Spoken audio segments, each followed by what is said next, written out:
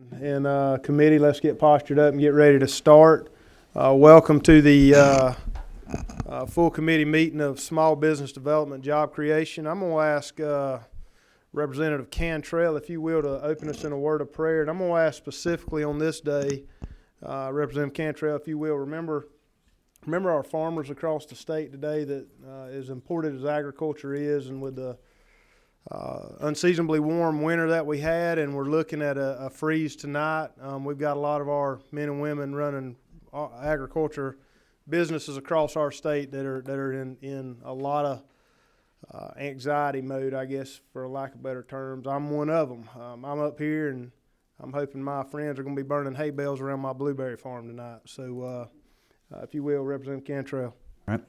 Let's pray together. Father, we're grateful for the opportunity to be together this afternoon. We ask you to give us clear minds and clear hearts. Help us to clearly understand what business we're supposed to be about today. And Lord, we do lift up especially our farmers in South Georgia and the weather concerns that they have. And we're asking you, Lord, as only as you can, as you do control the weather, that you would protect their crops and so they might be able to continue to prosper and do well. And so we're asking you for that. And expecting for you to bless them and to protect them from any financial harm that would come their way, and the fact that we'd miss out on all that good produce as a result as well. And so, Father, we ask you to guide our time together today. Give us wisdom. Help us to see things the way you do. In Jesus' name, amen. Amen. Thank you, Representative. Well, welcome again, ladies and gentlemen, to the committee meeting of the House Small Business Development. We're here today to take up Senate Bill number 2 from Senator Dugan. Welcome, Chairman Dugan, excuse me. And we're glad if you and Representative Donahue will go ahead and make your way to the table. They're going to walk us through, ladies and gentlemen in the audience and to my committee, they're going to walk us through this bill. There's been a lot of conversation around SB 2. And we suspended a scheduled hearing last Wednesday just because there was so many emails, so many concerns and questions, and I think a lot of confusion on what is current process and what does this bill seek to do. And so I've requested the senator and the representative to work in tandem in this presentation and really take a very slow, mechanical, and methodical approach to breaking it down and making sure that everybody's clear on where we are currently and where we seek to go through this piece of legislation. So with that, Representative and Senator, I'll turn the mic over to you guys. Thank you, Mr. Chairman, ladies and gentlemen of the committee. We bring before you SB 2 CSFA.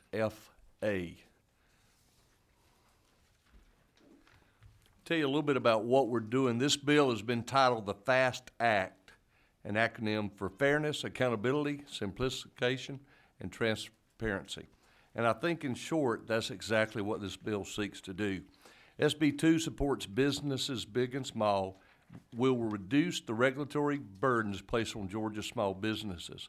It aims to simplify the licensing process and to eliminate nuisance taxes. For too long now, businesses in Georgia apply for license has been hamstringed by bureaucratic red tape. A substantial amount of time and money is lost when these businesses have to wait for their applications to finish processing. These are oftentimes left in the dark as to the status of pending applications. They waste valuable time answering redundant data inquiries from multiple bureaucratic agencies. This bill here basically was brought forward in a system that already is working. We have a lot of parts to the puzzle here, and with it, one of the main things is to expedite a process. In our process to go through just a few things in general, we have state agencies that if you come in and you try to apply for a license, and it's a new license, basically the fee would be $125. It would take somewhere 18 days or under for that license. If you were coming in to renew that license, it pretty much is 6 hours to a day. The cost is about $50. Now, that's with the state. When you come into each municipality in your cities, it's a little different.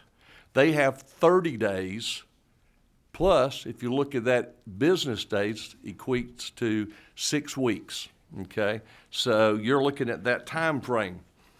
What happens with these, most are good actors. They do a great job. They'll turn around permits, license within that time that is recommended. However, there's some people that are caught up that it might be the business. It's their fault. They didn't fill out the application proper. Maybe something, all the information was not sent forward, but then 20 days later, they were told that. Or 25 days later, they pretty much find out that now they did something wrong and it could affect their permits or their license. So what we're trying to do is to expedite this. If I have a business and I'm out of state and I have a construction company throughout the United States and I come into Georgia, and when I come to Georgia, I want to take the opportunity to come into that office if it's downtown Atlanta. I will walk in and I have the opportunity of 2 days in-town business. I can go to whichever agency that I would be going to, and I would tell them that I'm applying for this license, this permit. I have the opportunity, if it's $125 for that fee, to expedite it by paying double that amount. And it's up to them, and I might leave in a 2-day period or a 3-day period with that license or permit. There's going to be several people speaking probably to say what they believe on this bill would make it a better bill. Most everyone we have spoke with likes the intent of the bill. There's just a few things they would like to have changed. Senator Dugan sent it through the Senate, so I'm going to let him make some comments if he wants about some of the things that maybe I didn't cover. Thank you, Representative. I thought you did a great job of covering it. And except for any piece of legislation that the chairman has put out, we all understand that none of us have done one that's perfect. That was very good. Very good. I've been going to the rules committees watching Mullis over there, so I figured I'd try. Yeah, I was about to say, this isn't Chairman Mullis. Okay, sorry. Yeah. I could tell there wasn't a music when I came into the room there. I hope that's not the only way you couldn't tell. To my friend across the hall. Thank you. You would think after some of the comments that you've heard that we were changing the fate of the free world with Senate Bill 2, that there was a radical change to the way we're doing business, and it's not. Now, where the confusion comes in, the original version, I'm going to give you a little bit of a background on it. The original version of Senate Bill 2 was a starter. It was not real good. It had a lot of gaps in it. And what we did, instead of saying, hey, let's just scrap this thing, we got every concerned entity that this would impact and had them work together through multiple weeks. It went 4 weeks, I guess, multiple meetings to get all the input in from not just businesses, but state agencies and county and city municipalities. Now, did everybody get everything they wanted?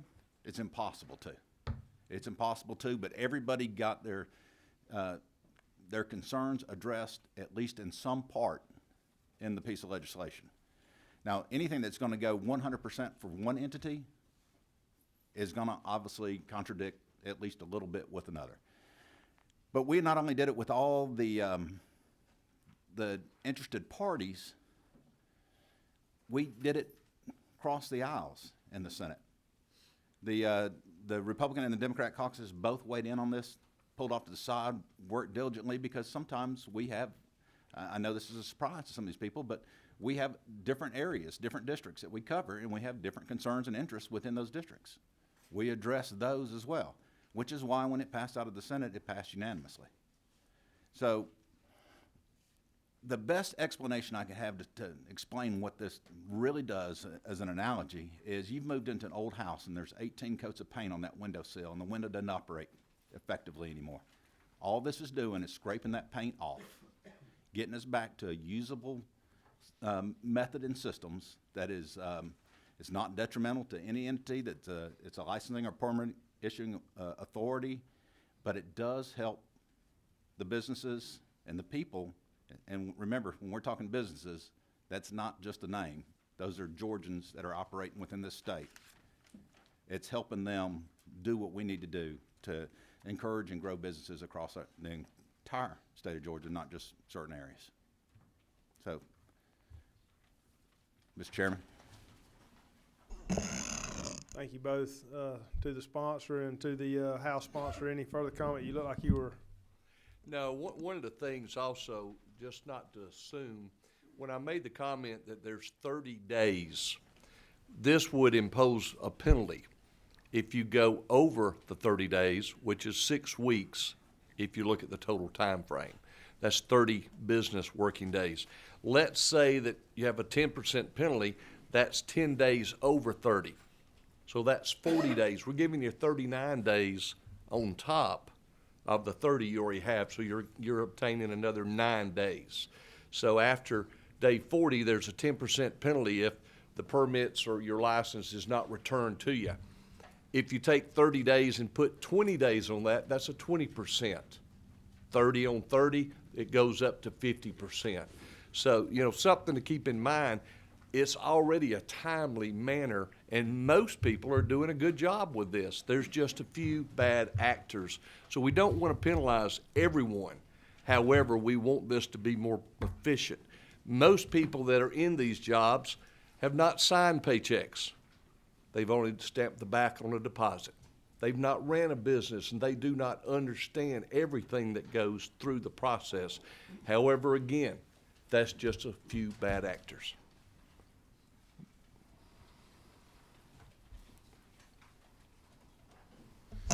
all right, thank you, Representative. We've got, you have spawned a few little questions right here. Hold on 1 second. All right, number 23. Thank you, Mr. Chair. Line 46 says that when county municipality does not meet an established deadline, who establishes that deadline? You do. The county or the municipality. So what prevents them from, in response to this bill, just extending that way on out? Does anything about it have to be reasonable, or? No, but, no, I'm sorry, got a little informal there. But That's fine. let's say you're County A, and you're gonna say, well, I'm gonna game the system. I'm gonna make this deadline 8 months. Counties next to you make it 60 days. Which one am I gonna be more apt to go and try to set up businesses? Which one of them is gonna be deemed more business? I hear you, I do. But what I would say right now, if they're the bad actors, then I'm going to go to the good actors without this bill. Does that make sense? Using that same line of argument. Can you try it again? If somebody's not meeting their deadlines, then using your argument, I'd go to the county where they are meeting the deadlines. So Except you don't, I'm sorry. Oh, go ahead. Except you don't know, because there's no established standard. I can go to Yelp, or I can go to all kinds of places and find out who's doing a good job and who's not. I mean, am I missing something here? That's what I'm asking. A little bit. And later on in the bill, there's a voluntary program that we can join. And, there's several, and I'm not gonna lie to you, there are several spaces in here that are voluntary Right. that if I was king of the world, they would be mandatory. But I would rather have a significant step forward than nothing. I hear if you. You're gonna be just perfectly honest with it. And so we made them voluntary. But the state will kind of come in, you can join into the program where the state will help promote you amongst all of your peers. Now, if you remember originally, there was a grading system that we put on this thing. Right. Now, the reason I pushed back against the grading system when we first started tweaking it was because this is not McDonough versus Carrollton versus Ocilla. This is Georgia versus Tennessee versus North Carolina versus Alabama. And what I didn't want to have was an arbitrary grade system put on any area within our state that other states were not following or emulating on their own. I get it. And then in turn using it against us. So would I like to have some of this mandatory? Yes, I would. Would I like to take a major step forward? I want that more. Okay. Can I have a second question, Mr. Chairman? Yes, proceed. Page 3, where it talks about it's line 63 through 67. How is any of this enforced? Where's the teeth? If a county chooses to, or a municipality chooses to disregard, what happens? The teeth are pretty pretty blunt, Is it just the free market? This the Pretty much. teeth? pretty much.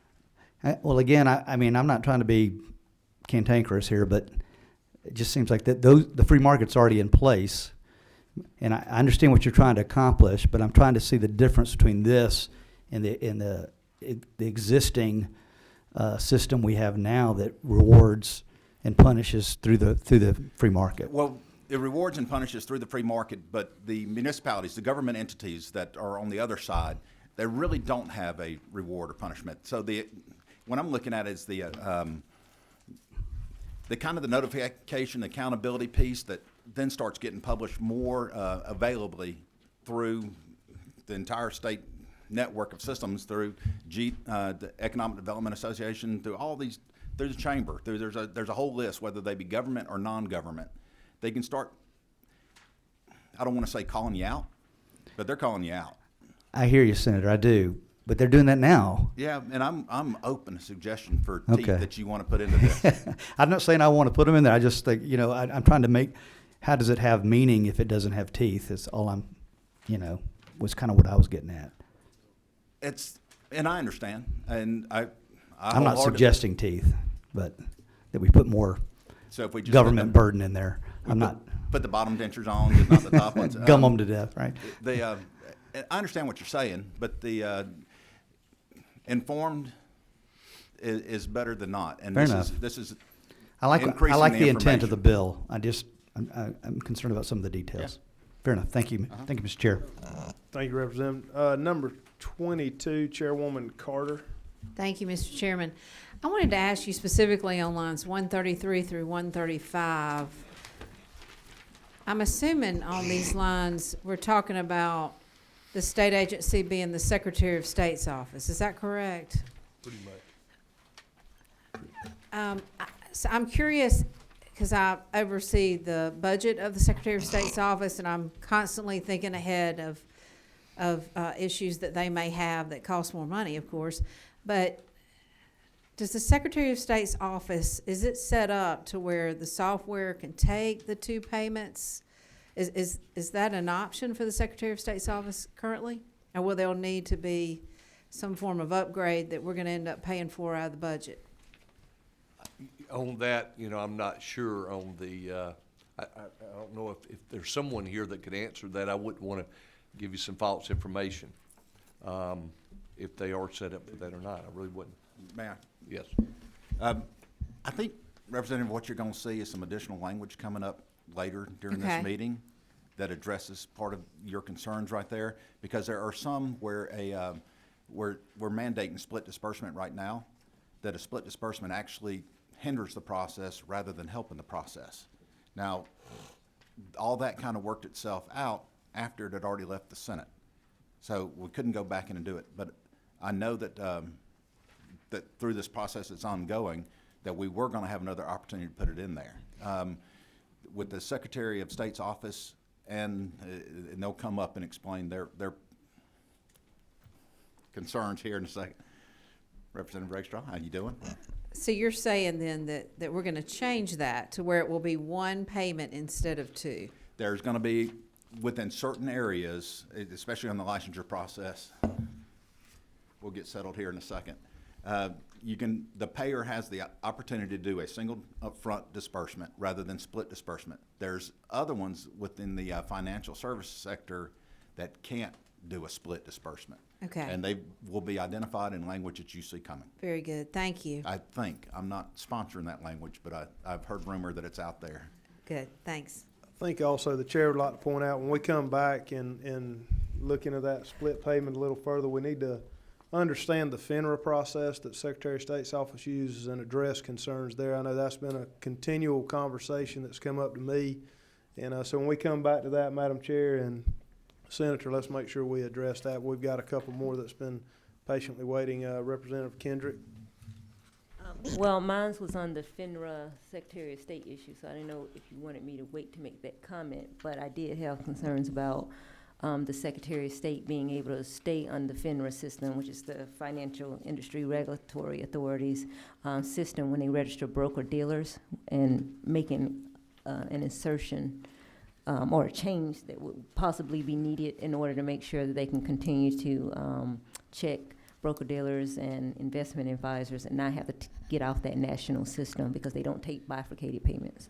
Yeah, and Representative, it is the chair's understanding, if I'll speak right here to the two authors, that the Secretary of State's office in Georgia would have to leave the FINRA system. Right. Because it is not capable of it at this time. So we will come back and dig into that a little deeper. Representative Pizzo? Thank you, Mr. Chair. I actually have two questions, if it pleases the chair. Absolutely. First is lines 95 and 96. A transferred license shall not be issued to an individual whose comparable license was ever suspended or revoked. And this is not a rhetorical question. I am curious, has there ever been situations where a mistake was made by a government entity? I know. I shudder to think that would ever happen. Do mistakes ever happen and licenses are incorrectly suspended?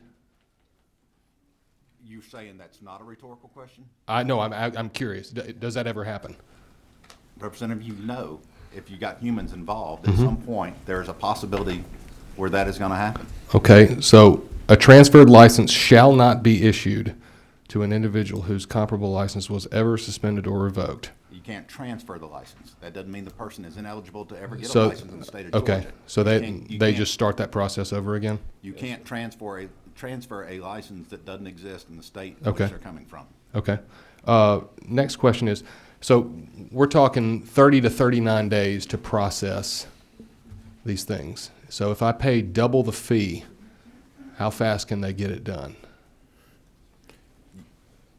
I think basically from what I understood, you could even leave that same day with a process or within a couple day periods. So in principle, I have issue with petitioning my government to pay them a tax to essentially be in business. Because let's be honest, that's what a licensing fee is. And at the same time saying, you pay me double and I'll take care of you today.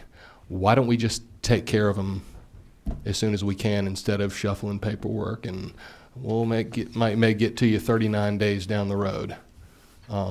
It's a, I speak for many business owners who go through this process, and it's an absolute nightmare because, I mean, let's face it, they're not going to get fired from their job, right? was that another serious question? That is not a serious question, Okay. no. The questions you're asking, if we should do away with expedition in the state of Georgia as a practice, that is a broader question. And I would wholeheartedly support getting rid of expediters across the state of Georgia. Would you support striking any language about expediting in this bill? Because if I sell hamburgers, I can't say to somebody, you pay me double and I'll get your hamburger out, But before all these other people. But if I'm mailing packages, if you're going to use the hamburger, not the government Sure. analogy, if I'm mailing packages through UPS, I can take the standard rate. Sure. And it's going to get there when they tell me it's going to get there, or I Right. can pay extra and have it get there quicker. But we're still essentially talking about people petitioning their government to do business in the state. I was referring to your Sure, hamburger sure. analogy. I'd be curious to see what you said. You've asked me a hypothetical one. I'd have to see the language. Okay. Now would be the appropriate time to throw a suggestion out there, Representative Pizzold, if you're prepared. If not, we can come back at a later time. At your pleasure. Mr. Chairman, thank you. I would like to entertain striking lines 63 through 69. And I believe there's another section including the same language or similar language. 155 through 160.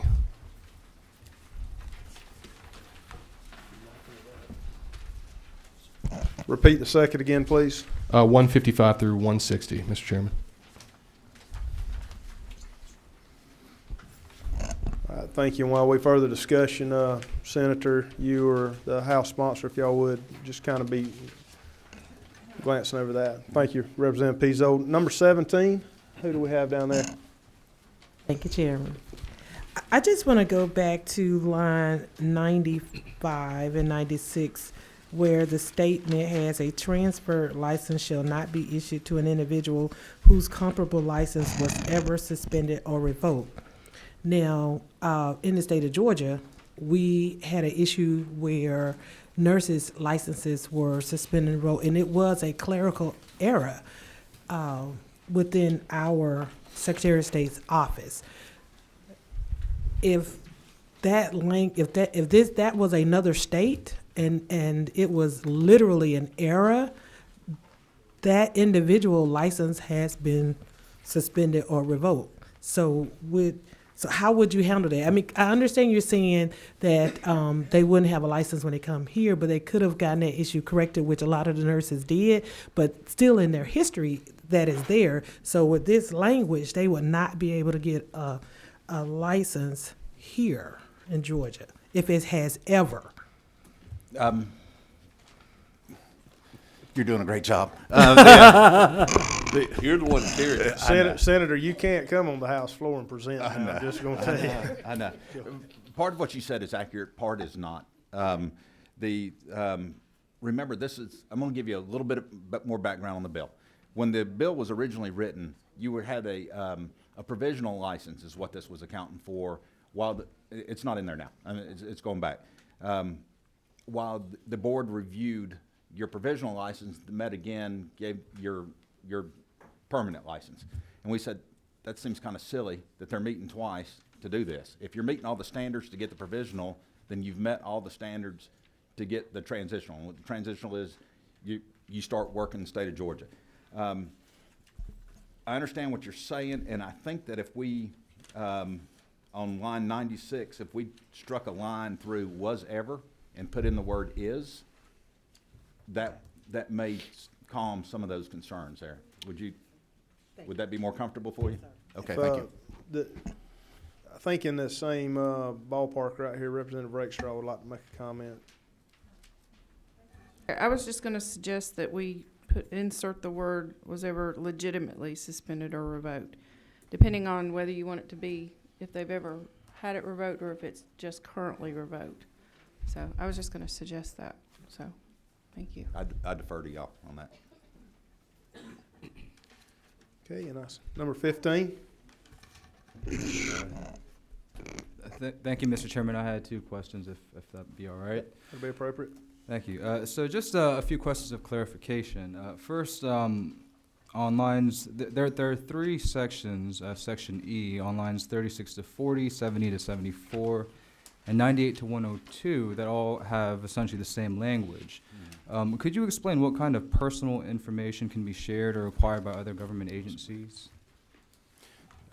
Yes. The thought process behind that is when you're playing a scavenger hunt to get a license and you walk into agency A and you provide them information, personal information, they hold it in their little spot. You go into agency B, you're going for the same permit, same license, or same whatever you're trying to get from the government. You go into agency B, they're asking you the same information. You're going into agency C, they're asking you the same information. And then you're still not sure whether you've covered, if you're new at this, whether you've covered all the agencies that you're supposed to have covered. What we're wanting to do here is, the onus is not on the applicant to get the government, that we shouldn't be trying to support the government. Mm-hmm. The government should be trying to support us. Mm-hmm. And so instead of you having to do that multiple times, they should share that information across each other so that it speeds up the process. It reduces the amount of duplication that's going on. And you're not having multiple filings of your information in multiple offices across some entity out there. Thank you, Senator Dugan. If you don't mind, one more question. Section 6, lines 297 to 298, as well as 311, which seems to be changing some of the way that executive agencies in Georgia would be changing their rules. First, let's see, I think 297, 298, requiring a majority of a committee to file an objection, that new language being added, as well as line 311, and I think this changes in a few other instances, changing from 2/3 of a vote to a majority. Why is that needed? What effect would this have? Efficiency. That's all it is efficiencies. Instead of having to get 2/3 on everything, and I don't like rhetorical questions, but I'm gonna ask one anyway. Have you ever seen a situation where something got political and it shouldn't have been? And a simple majority would have been all that was required to move something forward? That's what it is. I guess my change is, because this would apply to all executive agencies in Georgia, is that correct? Yes. Okay, thank you.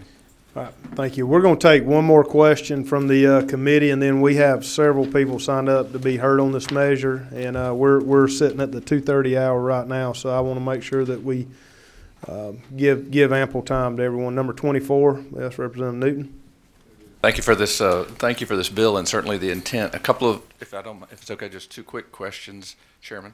On 92 through 94, you mentioned that any transferred licenses that might pose a significant danger to life, health, or safety.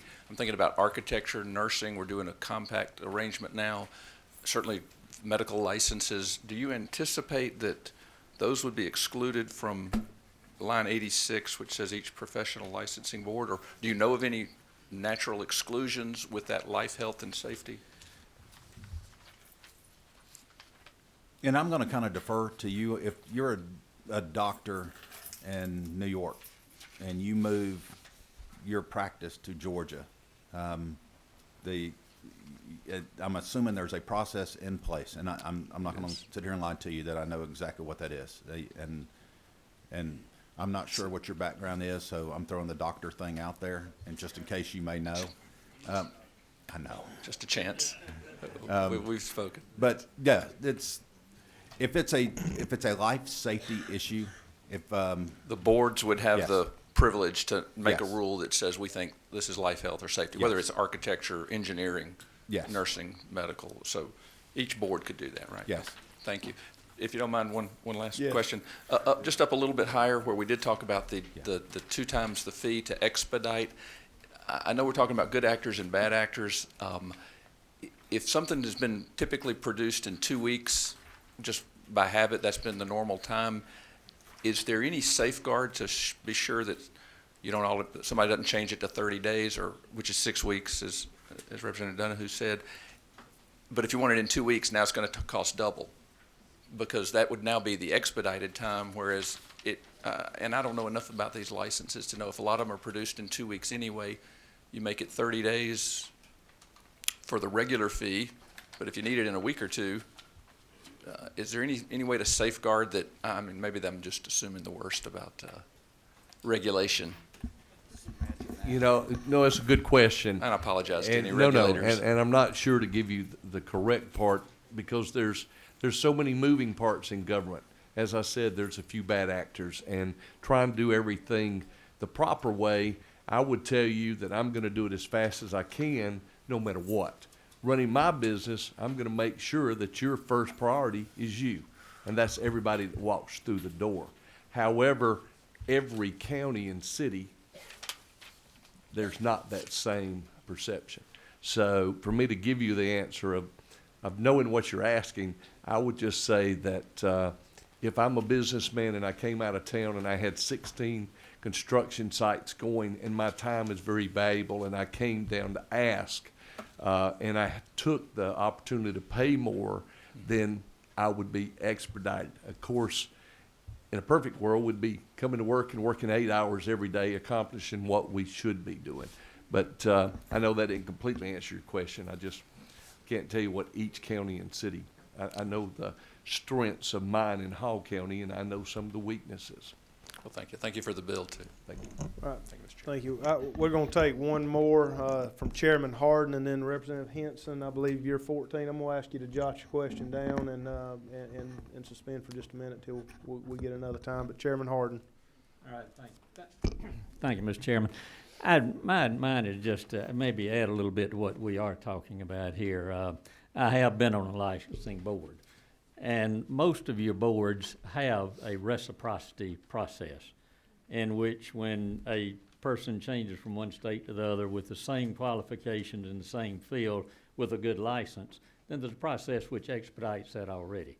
And as far as the initial issue of those licenses now, most of them are online, and I'm sure those that aren't will be in the very near future. So there's very little problem, as I see, in that arena right now, because it is a process that's been developed over time that really works. Now, there have been times back in the paper and pen days when I was on the board that probably, there was some stalling. But I think the professional licensure, and if you look at the fact that, 140,000 nurses and I don't know how many doctors, 20 or 30,000 pharmacists, I think if we begin to try to change that process that's in place right now, we may run into some major problems that we don't expect.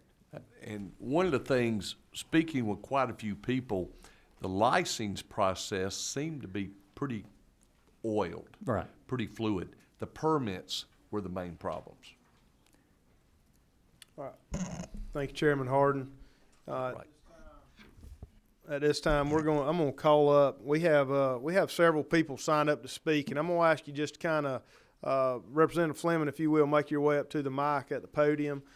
Gentlemen, if you'll stay right there at the table in case you have a question that needs to be addressed. But while Representative Fleming makes his way up to address some concerns or compliments to SB2, if you're sitting in the audience and the committee has a lot of questions and the conversation's carrying on well, if you know that you're sitting there with somebody that y'all are going to say the same thing, y'all pick one person to come up. We got 12 or 13 people signed up, and I'm sure questions are going to be spawned, and I want to try to get through as many as possible. So if I call on you, you know that your seatmate right there is going to say the same thing. Y'all draw a straw while Representative Fleming's going through his remarks.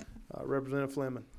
Thank you, Mr. Chairman and members of the committee. I don't often come testify before other committees of the House, but the chairman and I sit next to each other on the floor, and we had some of these discussions, and he invited me to come share some of this with the committee, and I was happy to do that. When I do what Chairman Nimmer says, things go well. Also, I had shared these with Representative Donahue previously, the House handler of the bill, and he and I had a chance to talk about some of these things too. First of all, in answer to a question that Representative Cantrell raised, you asked where the teeth were in this bill. One of the tooth, a pretty good pointy one, would be something called a mandamus action. If there's a government official that is not carrying out what they're supposed to do under the law, such as this bill would set out, one resolution would be a mandamus action or a court proceeding to have a Superior Court judge order that something be done or not be done. And I can see how that would be quite effective if you're trying to build a $100 million building in downtown Atlanta and your permit was held up. So that, in answer to that question.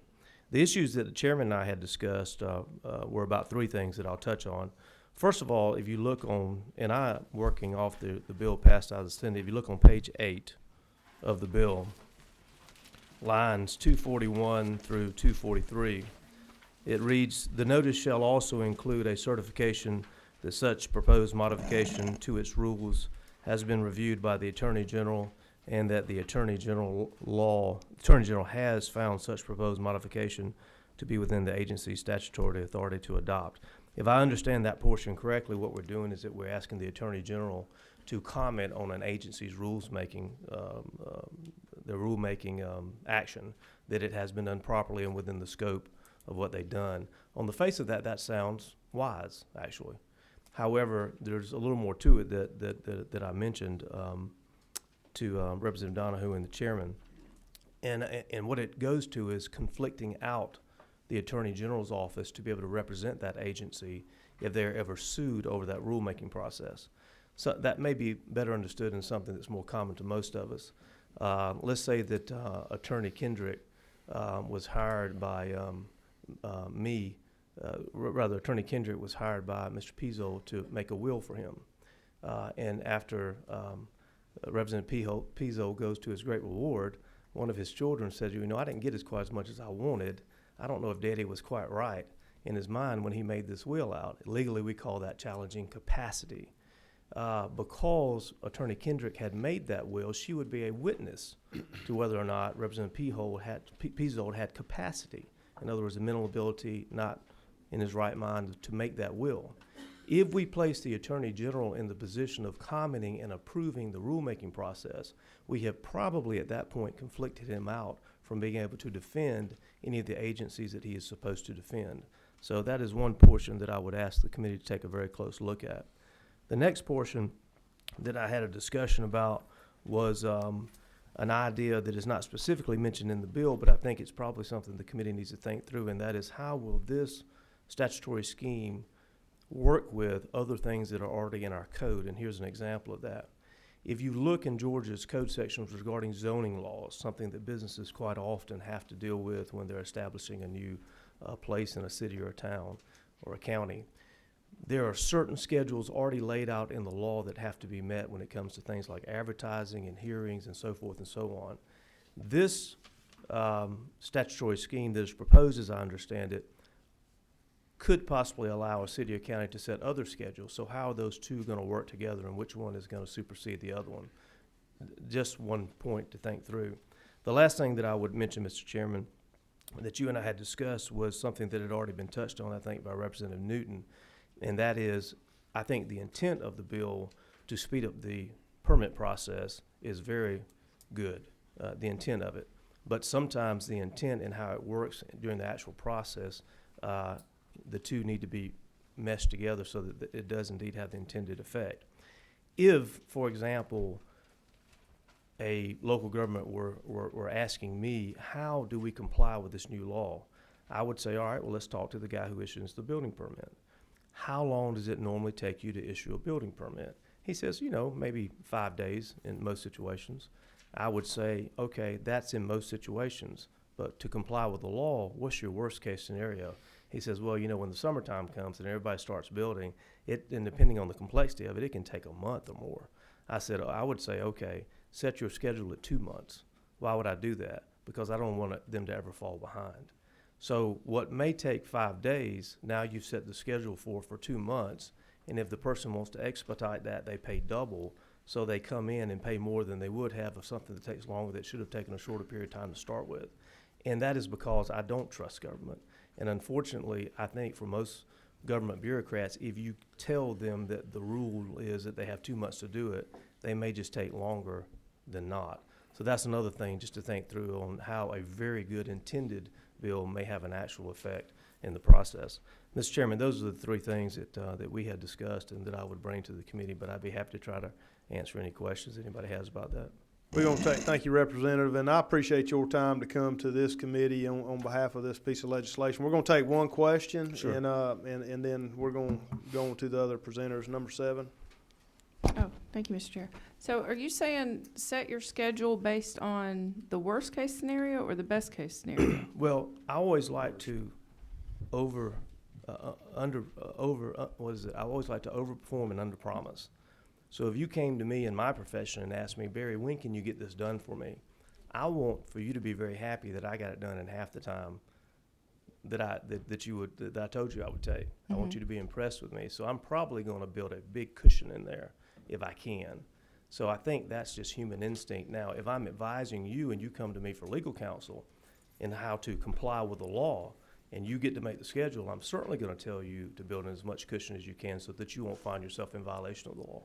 But if you're trying to speed up the process Right. and you give this lengthy, scenario, then in the mind of the person doing the work, I've Yeah. got plenty of time, to get this done. To me, that would be counter. I think it could be. Yeah. And I think that goes to part of the issue. I mean, like I said, the intent to speed it up is absolutely correct because I know that there are some bad stories out there, people that have had a long time and gone through a lot to get something done. But I just want to make sure that the intent gets carried out in the wording of the law and the effect. And I think this is more to put a priority, kind of like if you need a passport and you need it expedited, you can pay an additional fee, and they jump through hoops to get it done, because if you have that, then it sorts out what's really the priority versus because Yes. because everyone would make it I need it now, but if people have to pay, then they tend to. But I think the difference there is that when you pay for that expedited process, they tell you how long it's going to take. So if you can set the schedule and demand an expedited process, you probably will get that result. It's just like at FedEx, if you pay for 2-day or 1-day or 3-day delivery, you're going to probably get that. However, who sets the schedule? Right. Okay. Thank you, Representative. Thank you, Representative Fleming. Yes, sir, Mr. Chairman. I'm going to ask Charlotte Davis, make her way up. You in here? over there. And next up behind Charlotte will be Todd Edwards. Good afternoon, Chairman Nimmer, members of the committee. I'm Charlotte Davis with the Georgia Municipal Association. I appreciate the opportunity to speak to the committee today.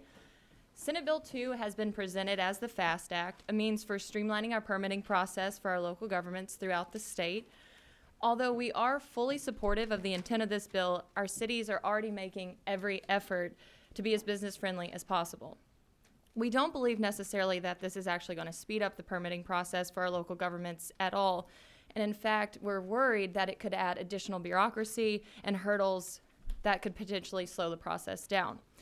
I would like to bring your attention to the flow charts in your folders.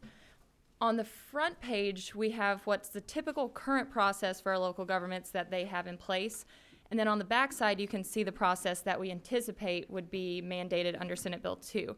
Now, one thing that we didn't include on the current process flow chart is when the applicant has to actually pay the fee to the local government. And we didn't include that because it's different for each local government and they can actually determine and set that themselves. With us today, I actually have a few speakers. We have 2 city clerks and a permit technician to share sort of on the boots experience, their practical permitting practices that are currently in place, and then to talk a little bit more to the bill about the impacts that Senate Bill 2 would have. Again, I appreciate the work of this committee, and I look forward to working with the authors of the sponsors of this bill as it continues to move through our process. Thank you, Ms. Charlotte. I'm going to ask you pick one person Okay. to come up and make brief comments. And ladies, not to disrespect your time, but we got a lot of people here that want to be heard today. So if you don't mind. wouldn't I mind. told y'all to Sure. draw straws. Well, I would Yeah. like to add now, none of these are professional lobbyists here. They are hardworking on the boots folks, or boots on the ground folks that came. But I know you understand that, Chairman. If you would, please introduce yourself and who you're with. Thank you. Sure. And thank you for being here. Thank you for allowing me to speak before you, Chairman, and your committee. My name is Emmy Niethammer, and I am currently the city clerk for the city of Chamblee. For most of my career, I have worked in the private sector, manufacturing mostly, and then in employee benefits. So 4 years ago, I made the move to the public sector, and I found that I have a love for the public sector. I have been a licensed insurance broker, so I appreciate the licensing process on both sides of the table. And I've also been a former business owner myself. So yes, I have signed paychecks and I understand the responsibility that goes behind that. I am an active member of the International Institute for Municipal Clerks, also known as IIMC, and the Georgia Municipal Clerks Finance Officers Association and the Georgia Association for Business Tax Officials. I am a certified municipal clerk by both the international and state organizations.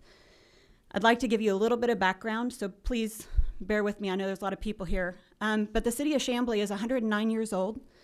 It's rich with history. For the first 75 years, it was transformed. The city transformed from its foundation as a southern rail town to a military town and then to an industrial area where to many prominent businesses.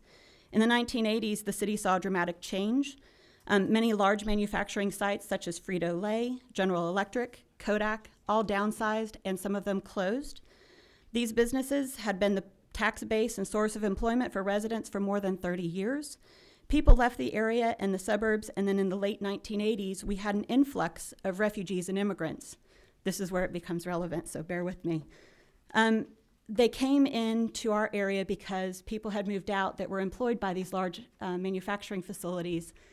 And so we saw a huge influx of immigration or immigrants in our area.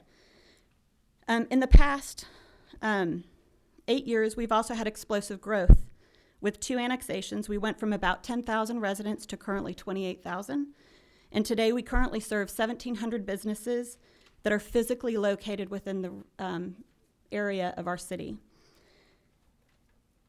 Many of our businesses are small, first-time, minority-owned businesses. This means that they don't always know the process that they need to operate a business. So when the Georgia legislature looks at create a one-size-fits-all model in order to create a fairness, accountability, simplification, and transparency, empowering our small businesses to succeed, this may wind up doing the exact opposite. When I was called yesterday to come here and speak to you, I had mixed emotions. I'm a city clerk with 4 years of experience in the public sector. What difference can I really make? Plus, today of all days is really the worst timing. See, today is the initial deadline for our occupational tax certificates, and I'm a vital part of that process. So I talked to my staff, and my staff said, you know what? This is more important than you being here with us today. Last year, they took in $300,000 at the front desk window. I'm talking about my front desk staff, their administrative assistants. They took in $300,000, and most of those businesses were less than $500 apiece. So they believe that I'm in the right place today to be here before you. From a small business owner perspective, small business owners are often trying to find where to locate. Can they afford to build out space, hiring staff? They're not thinking about things like, wait, I need a building permit to relocate that wall and to remodel my bathrooms. I need a fire marshal inspection. What's that? The bathrooms have to be ADA compliant. What is ADA? Zoning, that's like a foreign language for most of our business owners. And how do I contact the health department? I have to have a permit from the Department of Agriculture because I want to sell a pack of crackers. What is the private employer affidavit? This is a piece of legislation that came from the state. You mean the federal work authorization number isn't my federal tax ID? Save? What is that, and why do I need a copy of a secure and verifiable document? Where do I find that list? And from our growing businesses, I hear things like, I just passed 10 employees. How do I get that number? How long does it take, and does that mean that I'm in trouble with you because I don't have it yet? So from people that are here as qualified aliens and refugees, and it breaks my heart to have them know that I could not get them authorization from Homeland Security, which you guys require for us to have in order to issue the occupational tax certificate. And it requires additional assistance. This happens a lot when someone's card is close to expiration or it's just kicked out. The responses here are mixed. The response time on those requests can also vary depending on the number of requests received by the Homeland Security Office. We don't always have control because this is federal level, not local, not state. That's just from the business perspective. So let me give you a glimpse of the local government side.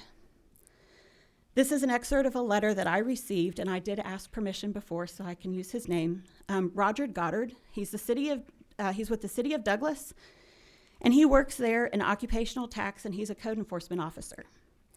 He is the vice president of the Georgia Association for Business Tax Officials, and like most of us, he wears multiple hats. I did obtain permission from him to share this with you. He is a little passionate, so please bear with me as I read the majority of his letter to you, because I think it really states overall what we go through as local business. He says, you and your colleagues need to visit the county offices and observe what we deal with on a daily basis. Okay? All right. On a daily basis, while trying to sort through the state regulations and local ordinances. These include laws that you support that cause a burden for us, the local government. Local governments support state agencies, and your organizations strive to build healthy, educational work relationships with state agencies. What we are provided. What are we provided? A 1-800 number. So to verify information through the state agencies. For example, it's unlawful for a local government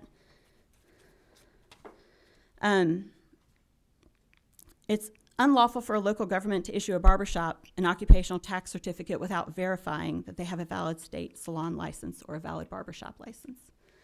I've been asked to kind of conclude.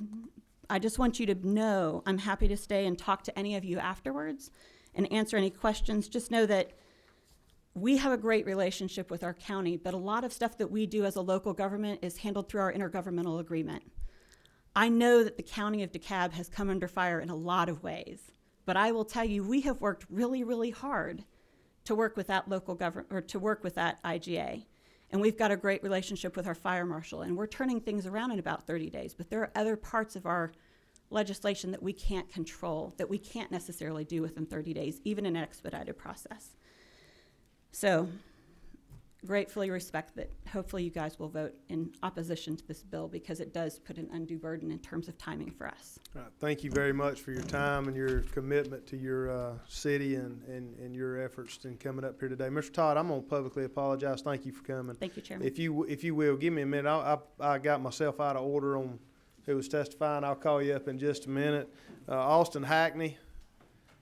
Where are you, Austin? If you will, come up. And I'm going to ask that y'all kind of roll through it quick and get to your main points that you want the committee to hear, okay? Sure. Thank you, Austin. Thank you, Mr. Chairman and members of the committee. My name is Austin Hackney. I'm here representing the Home Builders Association of Georgia, and I also am representing in this testimony NFIB. Nathan had to step out, so he and I's testimony is basically the same. So I'll tell you that we appreciate this bill in doing what the title says it will do, is providing transparency to those business owners who have to deal with the government whether they like it or not. And so what we're looking for is the first thing that this bill puts forward is the schedule of fees and the timeline required to process the documents. So that's the biggest part of the bill for us, is just knowing as from a builder standpoint what we're getting into before we spend all this money to get into it. You know, a local jurisdiction can charge whatever it wants to for a permit and take as long as it needs to process the application. And that doesn't change in this bill. This just lets a builder know what that's going to look like from the outset. And you know, the bill is complicated and it does plenty more than that, but I'll tell you from our perspective, that's kind of the most important thing that we're looking for out of this, is just some clarity going into it and just knowing what to expect. So I'd be happy to answer any questions about how this bill might affect. I'm going to let you off the hook. We don't have time for questions. We're going to try to get through some testimony. So I guess that's why you offered. I thought you might say that. Thank you, Austin. I appreciate you speaking on behalf. And if everybody caught that, he was speaking for the home builders and for NFIB. Mark Woodall, if you will, make your way up to the podium. And I'm going to ask you again, Mark, I respect everyone's time, but I'm going to ask you to roll through it pretty quick. We'll be very quick. Thank you, Mr. Chairman. Mark Woodall on behalf of Associated General Contractors. We are the commercial builders in the state. Want to thank Senator Dugan for bringing this bill, and also thank him for his receptiveness to input on this bill, as well as Representative Donahue. And Chairman, thank you for allowing me to darken your door. Exactly, I'm just going to touch a little bit on what Austin just said. We think this is a good government bill. We think it provides transparency. Folks in our industry need to travel where the work is. They can't sustain their businesses in their city alone or their county alone. So they sometimes travel out of their area. They need to know what's required of them when they go to secure a permit, what information is required to have a complete application. What's the time frame for that turnaround? What is your fee schedule? Again, we think this is a good government bill. I want to address Representative Carter's question and also Representative Piezold's question earlier. Two of the issues we work very closely, or try to work very closely with GMA and ACCG across a number of areas. Two of their biggest concerns were the double payment and fees, as well as Secretary of State, and also the expedited permit. One of the things we offered, again, it doesn't make sense for a business owner to pay twice for a business license renewal because of that turnaround. I'm going to pay one time. But it does make sense for me to do a dual payment processing of a permit rather than paying up front the entire amount and not getting that product delivered within the time frame that they said they would. So we think that letting the permittee decide whether to pay that one-time fee up front or paying half up front and paying the remainder of the fee when the product's actually delivered is a good idea. On expedited process, Representative Piezold, again, licensing's a little bit different issue, but on permit, sometimes time is money and folks are willing to pay for it. And I think a valid argument on part of local government is some jurisdictions simply don't have the capacity to provide that service. They're a one-horse town. That guy's a dog catcher, the plan reviewer. We have a law that allows us to privatize that service. Unfortunately, the timelines and restraints for doing so don't allow it really to happen. So that's another avenue that we'd like to pursue. If they don't have capacity to do, allow me to hire a private architect or engineer to provide that plan review so we can get it done. Thank you, Mr. Chairman, for the opportunity. All right, thank you, Mr. Woodall. And to my committee, just an update right here. We've got an extension on the room to 3:30, and y'all just bear with me. I think we need to get through some of these hearings right here. I'm gonna ask Todd Edwards now. Todd, I apologize again for the interruption there, and I'm gonna ask Andreas Villegas to be prepared to come up after Todd. Thank you, Mr. Chairman, and no problem at all. It's my pleasure to serve at your pleasure in front of the committee. I'm Todd Edwards with the Association of County Commissioners of Georgia. Georgia counties have long been a proud partner with the state and local economic development, job growth, and business creation efforts. I think we recognize the importance of that. We've worked with you, and I think we're on the front lines and have been for some time in making that happen. I think it's important to know that in the past 3 years of the row, when Georgia has been declared the most business-friendly state in the union by area development, they did considerable several factors, and of those, favorable regulatory and environment and speed of permitting at the local government level were considered in making that determination for Georgia. In short, we're doing well. I think it's true, yes, we can always do better, but I guess our concern at ACCG with this is there a statewide problem in need of this statewide solution? Are we broken, and is a fix needed? And I think if you're looking at a fix, is this fix actually going to accomplish only positive, or will there necessarily be unintended consequences? I believe it's going to have a little bit of both. I think we get up here and hear a lot that government regulating businesses doesn't work in the state of Georgia, but I also think the same can hold true for state government over-regulating local government in this process. The lady before me, and I forget which city she was from, read the letter of all the loops, or what we have to go through, and the regulatory requirements on us as it is in issuing permits and licenses at the local government. And I think it's important to know the more we have, the more it's going to impede the process, and it may actually have the opposite intent or the impact of what the intent of this bill is. Just a couple of other opening statements, and I'll get straight to a couple of the provisions. We have 159 counties in Georgia. There's going to be some bad actors. We've got large counties with very professional staffs. We have small counties that have one person that may be doing all the permitting. Various impacts of this bill will fall on larger counties and several of the small. But I think if this does get implemented into law, I'm sharing with you now a couple of the concerns you're going to hear. We heard from the previous two speakers that they want to have certainty in the process. Sections suggestion, this is all going to be on Section 2 of the bill. Right up front in Section 2, voluntary programs. I think that the solution overall is that we're going to ask that the provisions in Section 2, my major ask of the committee's consideration, would to make voluntary in order for a local community to be eligible for the Ready for Partnership program, which is outlined in Section 5. I think you could attract a lot more interest and a lot more cooperation if you wave a carrot in front of local governments to achieve that, then get that designation. Short of that, I'll go through some of the provisions. Up front, establish a schedule of the fees and timelines. That sounds fair. Folks need to know. They also need to know what they're needed in their application when they go to the local government. We have no problem with that. Section C1, lines 41 through 43, begins our concerns, and I think they were listed earlier. I won't go into all of them, but establishing a schedule whereby 50% of the fee is paid up front and then 50% later. And then also get into that is the said fee would be reduced by 10% for every 10 days it is late.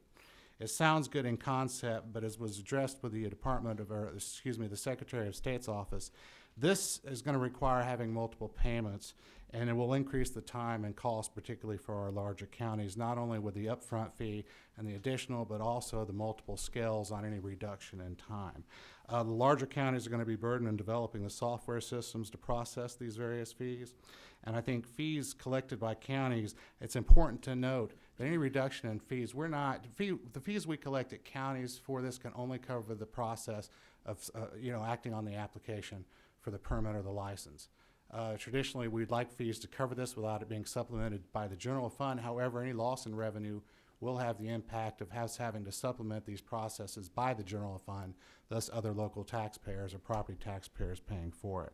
Any reduction here, I think it's going to be administratively difficult for large counties, small counties alike, and the reductions will be paid for by property taxes. I'm actually on the tail end here, Mr. Chairman, because I know we're short on time. Any delay, there's a section in C5. Any delay outside the local government's control, we appreciate working with the senator and the Senate that says if it's a natural disaster, state or federal mandate, that we're not responsible for it. But I think it's very imperative that you also add in there that any response or action on behalf of the applicant which delays that application should also be taken into consideration. I have numerous examples, but a lot of times they will have their complete application submitted, but in the process, say for a building permit, something in soil erosion sedimentation may not be right. We're asking them to resubmit it. They're applying for a zoning, but there's controversy. They want to ask for a delay or a continuance. Those things need to be taken into consideration so that if we run up against our shot clock, there's no fault of ours, but the applicants, that we won't be punished as local governments. Lines 63 through 69, y'all spoke earlier about the expedited licensing and permitting process. For smaller counties, this is going to be one of two things. You're going to have to hire additional staff at a cost, or you're going to pick winners and losers in this process and send someone to the front of the line. It's mentioned pay to play. I think that is a concern of many local governments. It can be interpreted as discriminatory against those who are either unaware that there's not an expedited process or who don't have the money to take part in that. I mentioned the additional costs by jurisdictions, and again, this would be passed on the property owners if it's not made up for in these fees. Lines 70 through 74. I don't know that there was a lot of discussion on this. There was some on each county, and I do appreciate this being voluntary, but annually look at our processes, look at the information to collect, see how we can share it. This is going to be problematic. I think we have different systems not only within a local government and our respective agencies, but the way I read this is sharing with agencies at the state, local, and federal level, assuming that we have the same information or the same computers that can communicate with one another. That's going to be difficult. I think, do you really trust? I mean, I hate to sound this way, but if we feel that we need to mandate upon local governments how to do their local permitting and processing, are we going to trust them to get that information right, to not disclose or unauthorized disclosure of information? The chair would defer to you to determine how much we can trust local government. I think it would be very difficult. And I think in order to put the safeguards in there, I think you can trust us, but in order to put the safeguards in there, it's going to be a rather expensive process. Mr. Edwards, I need to cut you off right there. We still got a long list, and I can tell you still got a lot of wind left. So 10 seconds, if I may. We All right, appreciate working with the Senate. Okay. The bill has been made better. We've been honest with our dialogue throughout the process. We appreciate your consideration. I think the intent is good. I think the unintended consequences are going to be far-reaching for local governments. And I thank you for your time and consideration. Thank you, Mr. Edwards, and to the committee. I know we've got questions. We're going to get back to them. Just hold them for right now, because we've got presenters and we've got committee members that have to get to other meetings and presenters that need to get to other areas. Thank you, Mr. Edwards. Andreas. Mr. Chairman, members of the committee, thank you for the opportunity to speak to you this afternoon. I'm Andres Villegas. I'm president of the Georgia Forestry Association, and I'm here representing not only the Forestry Association but also the licensing board for registered foresters in the state. In general, the licensing board is supportive of the intent of the bill, but has aligned with the concerns that Representative Fleming raised, as well as a few other folks with the impacts of expedition of licensing. With that, I'll close my comments. Thank you, Andreas. I appreciate it. Mr. Lee Lemke. Y'all need to take a lesson from my friend with the trees there. In the words of my rules chairman, brevity is your friend. Mr. Lemke, good to see you today. Good to see you. First of all, let me echo, most of you know I represent the specialty contractors, people that work from Mark Woodall's group. They are in agreement with Mark's comments, and we really appreciate the senator's time and efforts. That we've had a number of negotiations with that, so as on that hat that I wear, we appreciate and support that part of the legislation. But I do come to you right now with regards to Georgia Mining Association. We have one section of the bill line 174, that deals with permits. Most of you are aware that EPD permits are federally mandated, and already we have very good oversight by EPD, and we have a good stakeholder process associated with permitting, and the process is working well. And again, EPA has oversight over EPD. EPD works well with the regulated community in permitting and is doing a good job all around, so we would like to be excluded from that section. So we would like all those sections under Title 12, just leave it as Title 12 and remove the different chapters if you don't mind. In summary, we just feel that we already have an expedited air permit, and we also feel that other permits that we do get from EPD are done in an efficient manner. So that's what I want to say. Thank you, Mr. Lemke. Thank you. John Poole? Thank you, Mr. Chairman. I'll be very brief. I'm Yes, here sir. on behalf of the Plumbing and Heating and Cooling Contractors of Georgia. If I could call your attention to Section 3 of the bill, lines 86 through 96. The plumbers would just like to emphasize the importance of this section, and if this bill goes forward, that it would remain in the bill, but it's very important to safety, not only of the plumbers, but of the public in general. Their one concern would be the term legal residence. We do not see a definition for that.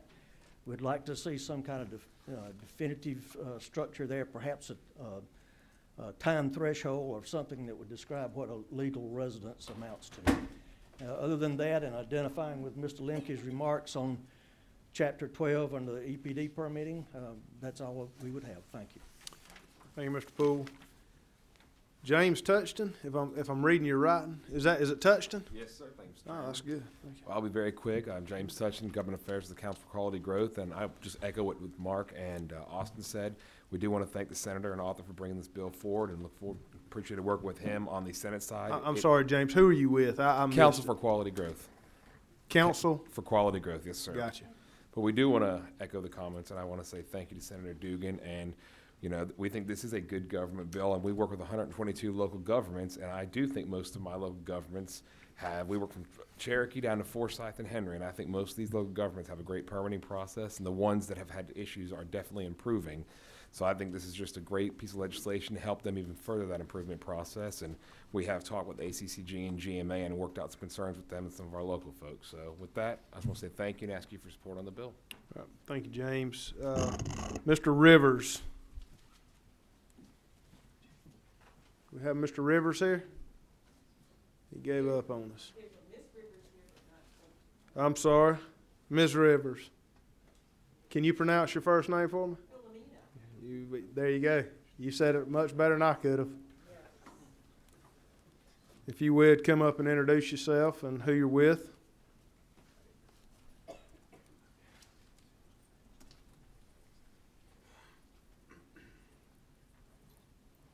Hi, Miss Rivers. Anyway, I am with the Georgia State Board of Barber and Cosmetology, and here to represent over 160,000 licensees in the state of Georgia. And we are not in favor or in support of the bill. And reasons being, right now, we process applications in an average of 8 days, and it would also affect the renewals. Secondly, I'm not real sure, this bill has quite a bit of layers. Unfortunately, I'm not getting into all that, but for us, it would not be a good bill. And you guys, most of you in here are groomed at least once a week or a month. That could actually kind of halt some things for you guys if this bill is passed. So we're not in support of it. Thank you. All right. Thank you, Ms. Rivers. And we'll come back to that one later. We got some with no hair at all around here. So, Mr. Widener. Thank you, Mr. Chairman. First of all, I'm Bruce Widener. I represent the Conditioned Air Association of Georgia. There are 6,500 heating and air conditioning contractors in the state, and I hope all of them are working today so you have heat tomorrow. So basically, we are very much in favor of the bill. You're talking about two different major problems, licensing and permits. Our contractors have a major problem with the permits, the cost of the permits, and the process to get permits. 14 years ago, we worked with GMA and county commissioners on a study committee to look at the problem we had. And one important issue that came out of that is the legislature passed a bill that allowed contractors to mail in or fax in their permits. I hope y'all caught the fact that the clerk from the city of Chamblee said that, I think she said they processed $300,000 in license fees a day. That is 600 individual transactions and 75 per hour. What I would like to see is a study committee on permits to bring us into the 21st century. With the advent of emails now, they could reduce the number of people taking these permit applications and permit fees by email and credit card and cut out a lot of their work for the counties and cities. So we'd like to see that done. But in the bill, the definition of regulatory fee, 14 years ago, we worked out a good definition of regulatory fee. And in 2 places in the bill, it talks about a definition of regulatory fee. We would like that to reference the other definition of regulatory fee in the law, which is Title 48-13-5, parentheses 6. So the code is uniform in the definition of regulatory fee, if you would. And I talked to both the House and Senate sponsors, and they, I thought, were okay with that, but maybe they'll just address that. But on page 6, the word voluntary, of course, we would like to see that mandatory, because right now we are doing a survey right now that shows the cost of permits vary so widely around the state. Some counties charge $55 for a permit, where another county for the exact same job would charge $1,050. There's such a variance, there needs to be a study committee to look at the cost of these permits. And by not making it mandatory, I'd like to see the legislature come back maybe next year and see how many of these cities and counties did the voluntary accreditation. So thank you very much. Be glad to answer any questions. Thank you, Mr. Widener. You can go ahead and have a seat, and I appreciate it. That is everybody we had signed up. Did I miss anyone? I want to be a fair chairman here today, and I appreciate the senator and the representative that's carrying the legislation for your patience. All right, at this time, the posture of the committee is to take questions, and I've got a patient number 14 down there.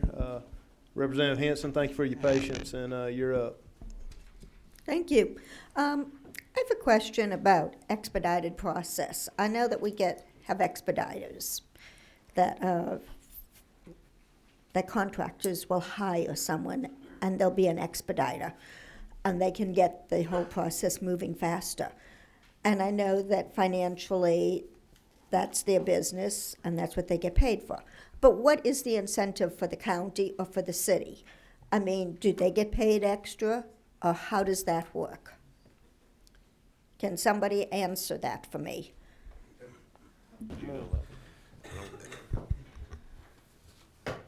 What you're talking about with the expediters, like you see here at City Hall, is a little different than expediter in the language, expedited in the language. What you have is oftentimes former city members, public employees that have left employment and started their business, became small business people. They know the processes very well, and they know who does what within that entity. So they become expediters to walk that process through for somebody else. It's a legal and accepted practice within the state right now. I'm not going to lie to you and say that there are not some concerns on my part about the practice, because I can see where unchecked it could potentially become problematic. Think of it in our line of work. There's a reason that somebody that has been in your shoes has to wait a little bit before they can come back and lobby us. Doesn't necessarily pertain to every former public official. So that's an expediter. That's an expediter in the context of what you were talking about. Then explain the other expediter. Then explain the other, and that's how we use it. Expedited is UPS. Somebody said FedEx a little while ago. I'm going to say UPS because UPS is a Atlanta-based company. FedEx is not. So we're going to go with them. Expedited fee through UPS would be along the lines of you have a package that's getting sent. But let's talk about government. Okay.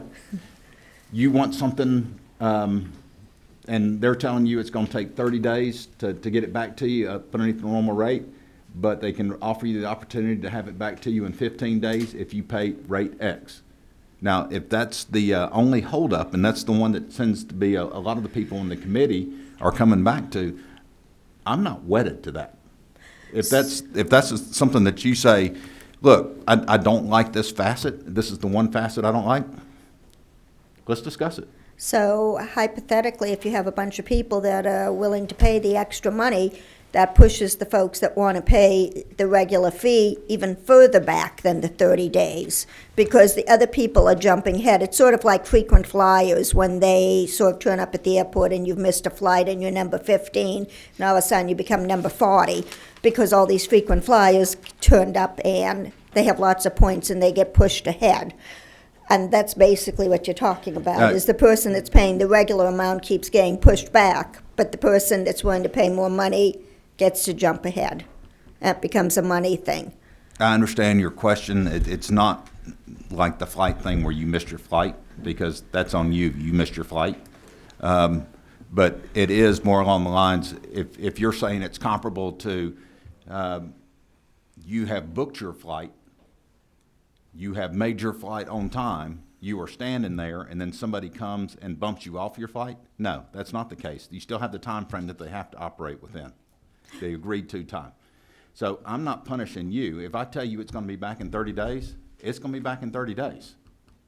It will be to you in 30 days. That's the agreement that I have with a government entity, have made with you.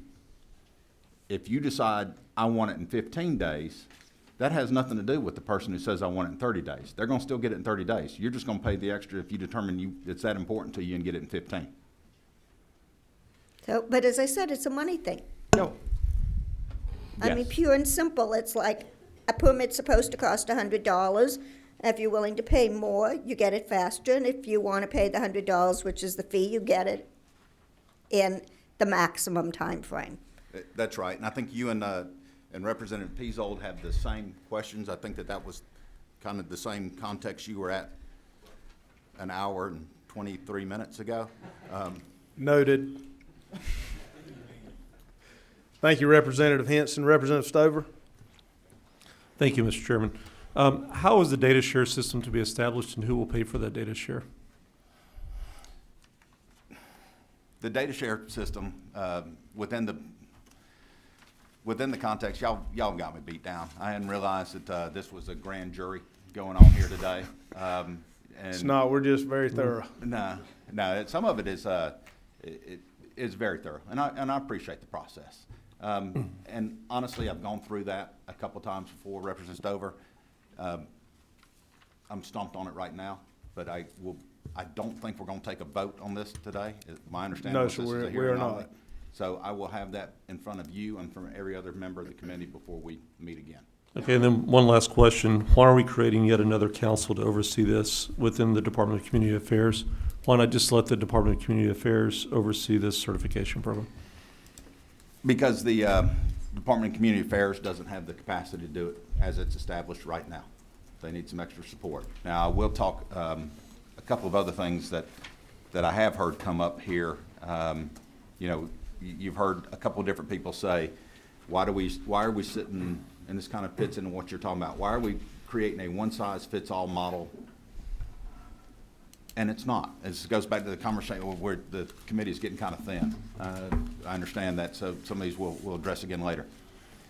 The language in it is specifically not one-size-fits-all, and that's some of the contrast that we had earlier on this testimony today. Why don't we just have this? Why does it not have teeth? Why are these not mandatory?